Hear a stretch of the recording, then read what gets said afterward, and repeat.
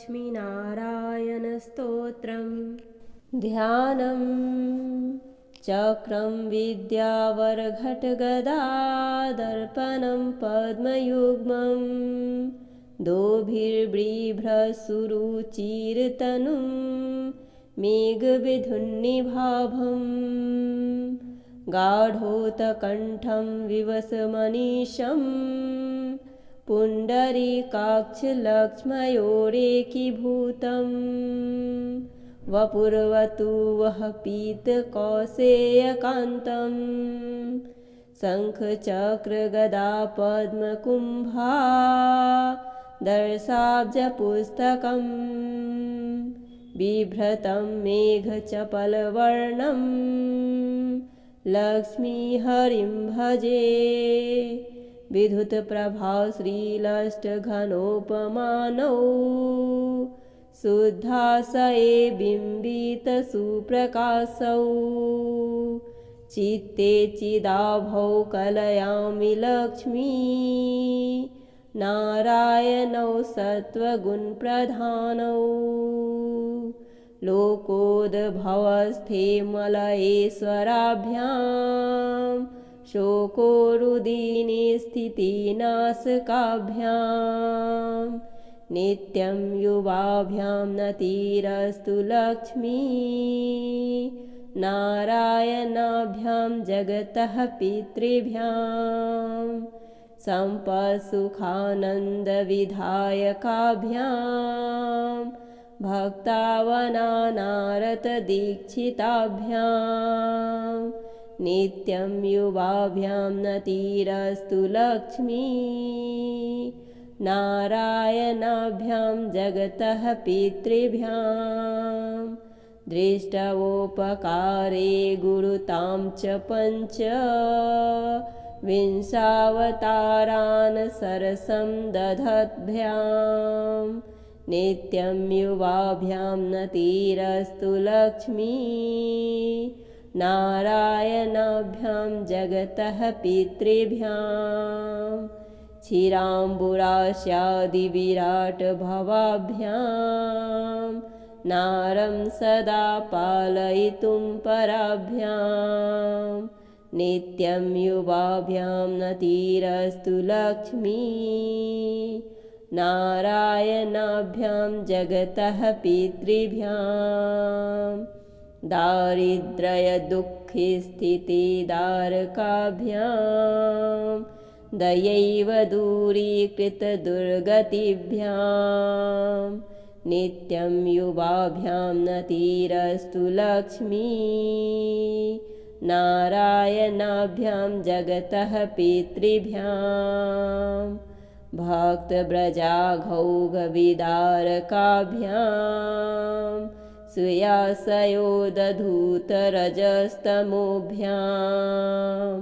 नित्यं युवाभ्यां नतिरस्तु लक्ष्मी नारायणाभ्यां जगतः पितृभ्यां रक्तोत्पलाभ्राभवपूर्धराभ्यां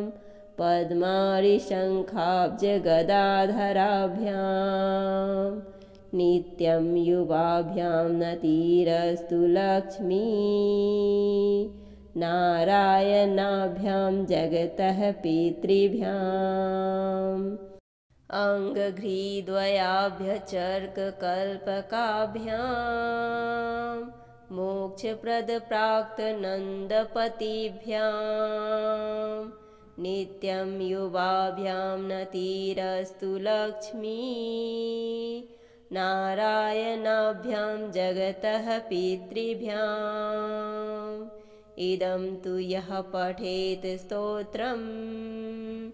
लक्ष्मीनारायणाष्टकम् एहि कामोऽस्मिकसुखं भोक्त्वा स लभतेऽमृतम् ध्यानं चक्रं विद्यावरघटगदादर्पणं पद्मयुग्मं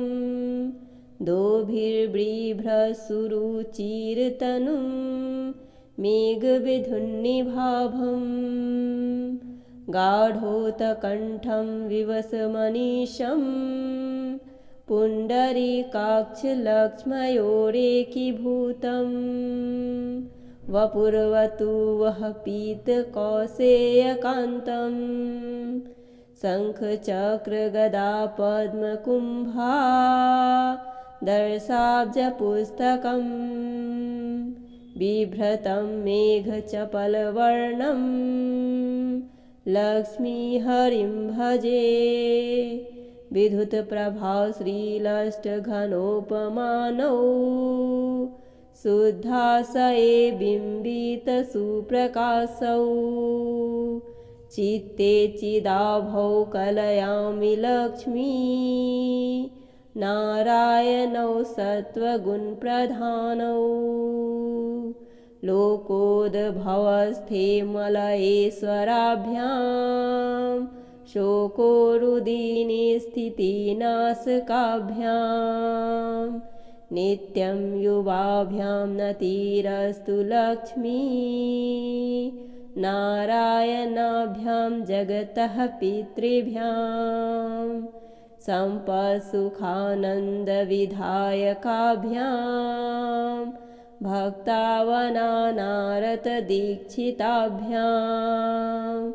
नित्यं युवाभ्यां नतिरस्तु लक्ष्मी नारायणाभ्यां जगतः पितृभ्यां दृष्टवोपकारे गुरुतां च पञ्च विंशावतारान् सरसं दधद्भ्यां नित्यं युवाभ्यां नतिरस्तु लक्ष्मी नारायणाभ्यां जगतः पितृभ्यां क्षीराम्बुरास्यादिविराटभवाभ्यां नारं सदा पालयितुं पराभ्यां नित्यं युवाभ्यां नतिरस्तु लक्ष्मी नारायणाभ्यां जगतः पितृभ्यां दारिद्र्यदुःखस्थितिदारकाभ्यां दयैव दूरीकृतदुर्गतिभ्यां नित्यं युवाभ्यां नतिरस्तु लक्ष्मी नारायणाभ्यां जगतः पितृभ्यां भक्तव्रजाघौघविदारकाभ्यां सुयासयोदधूतरजस्तमोभ्यां नित्यं युवाभ्यां नतिरस्तु लक्ष्मी नारायणाभ्यां जगतः पितृभ्यां रक्तोत्पलाभ्राभवपूर्धराभ्यां पद्मारिशङ्खाब्जगदाधराभ्यां नित्यं युवाभ्यां नतिरस्तु लक्ष्मी नारायणाभ्यां जगतः पितृभ्याम् अङ्घ्रिद्वयाभ्यचर्ककल्पकाभ्यां मोक्षप्रदप्राक्तनन्दपतिभ्यां नित्यं युवाभ्यां नतिरस्तु लक्ष्मी नारायणाभ्यां जगतः पितृभ्याम् इदं तु यः पठेत् स्तोत्रम् लक्ष्मीनारायणाष्टकम् एहि कामोऽस्मिकसुखं भोक्त्वा स लभते मृतम् ध्यानं चक्रं विद्यावरघटगदादर्पणं पद्मयुग्मं दोभिर्बिभ्रसुरुचिरतनुं मेघविधुन्निभाभं गाढोत्कण्ठं विवसमनीशं पुण्डरीकाक्षलक्ष्मयोरेकीभूतं वपुर्वतु वः पीतकौसेयकान्तं शङ्खचक्रगदा पद्मकुम्भा दर्शाब्जपुस्तकम् बिभ्रतं मेघचपलवर्णं लक्ष्मीहरिं भजे विद्युत्प्रभाव श्रीलष्टघनोपमानौ शुद्धाशये बिम्बितसुप्रकाशौ चित्ते चिदाभौ कलयामि लक्ष्मी नारायणौ सत्त्वगुणप्रधानौ लोकोद्भवस्थे मलयेश्वराभ्यां शोकोरुदीने स्थितिनाशकाभ्यां नित्यं युवाभ्यां नतिरस्तु लक्ष्मी नारायणाभ्यां जगतः पितृभ्यां सम्पत्सुखानन्दविधायकाभ्यां भक्तावनानारतदीक्षिताभ्यां नित्यं युवाभ्यां नतिरस्तु लक्ष्मी नारायणाभ्यां जगतः पितृभ्यां दृष्टवोपकारे गुरुतां च पञ्च विंशावतारान् सरसं दधद्भ्यां नित्यं युवाभ्यां नतिरस्तु लक्ष्मी नारायणाभ्यां जगतः पितृभ्यां क्षीराम्बुरास्यादिविराट भवाभ्यां नारं सदा पालयितुं पराभ्यां नित्यं युवाभ्यां नतिरस्तु लक्ष्मी नारायणाभ्यां जगतः पितृभ्यां दारिद्र्यदुःखस्थितिदारकाभ्यां दयैव दूरीकृतदुर्गतिभ्यां नित्यं युवाभ्यां नतिरस्तु लक्ष्मी नारायणाभ्यां जगतः पितृभ्यां भक्तव्रजाघौघविदारकाभ्यां सुयासयोदधूतरजस्तमोभ्यां नित्यं युवाभ्यां नतिरस्तु लक्ष्मी नारायणाभ्यां जगतः पितृभ्यां रक्तोत्पलाभ्राभवपूर्धराभ्यां पद्मारिशङ्खाब्जगदाधराभ्यां नित्यं युवाभ्यां नतिरस्तु लक्ष्मी नारायणाभ्यां जगतः पितृभ्याम् अङ्घ्रिद्वयाभ्यचर्ककल्पकाभ्यां मोक्षप्रदप्राक्तनन्दपतिभ्यां नित्यं युवाभ्यां नतिरस्तु लक्ष्मी नारायणाभ्यां जगतः पितृभ्याम् इदं तु यः पठेत् स्तोत्रम् लक्ष्मीनारायणाष्टकम् एहि कामोऽस्मिकसुखं भोक्त्वा स लभतेऽमृतम् ध्यानं चक्रं विद्यावरघटगदादर्पणं पद्मयुग्मं दोभिर्बिभ्रसुरुचिरतनुं मेघविधुन्निभाभं गाढोत्कण्ठं विवसमनीशं पुण्डरीकाक्षलक्ष्मयोरेकीभूतं वपुर्वतु वः पीतकौसेयकान्तं शङ्खचक्रगदापद्मकुम्भा दर्शाब्जपुस्तकं बिभ्रतं मेघचपलवर्णं लक्ष्मीहरिं भजे विद्युत्प्रभाव श्रीलष्टघनोपमानौ शुद्धाशये बिम्बितसुप्रकाशौ चित्ते चिदाभौ कलयामि लक्ष्मी नारायणौ सत्त्वगुणप्रधानौ लोकोद्भवस्थे मलयेश्वराभ्यां शोकोरुदिनी स्थितिनाशकाभ्यां नित्यं युवाभ्यां नतिरस्तु लक्ष्मी नारायणाभ्यां जगतः पितृभ्यां सम्पत्सुखानन्दविधायकाभ्यां भक्तावनानारतदीक्षिताभ्यां नित्यं युवाभ्यां नतिरस्तु लक्ष्मी नारायणाभ्यां जगतः पितृभ्यां दृष्टवोपकारे गुरुतां च पञ्च विंशावतारान् सरसं दधद्भ्यां नित्यं युवाभ्यां नतिरस्तु लक्ष्मी नारायणाभ्यां जगतः पितृभ्यां क्षीराम्बुरास्यादिविराटभवाभ्यां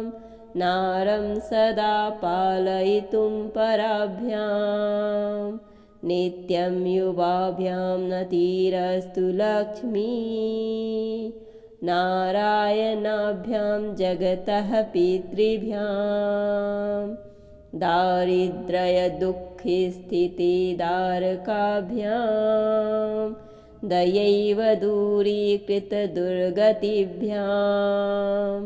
नित्यं युवाभ्यां नतिरस्तु लक्ष्मी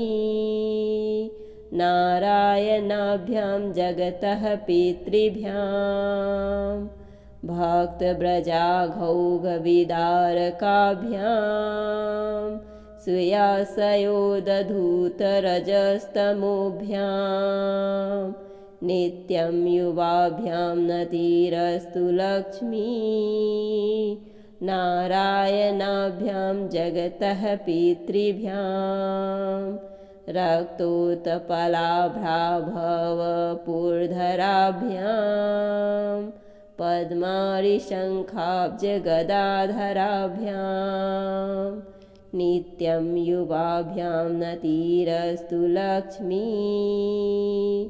नारायणाभ्यां जगतः पितृभ्याम् अङ्घ्रिद्वयाभ्यचर्ककल्पकाभ्यां मोक्षप्रदप्राक्तनन्दपतिभ्यां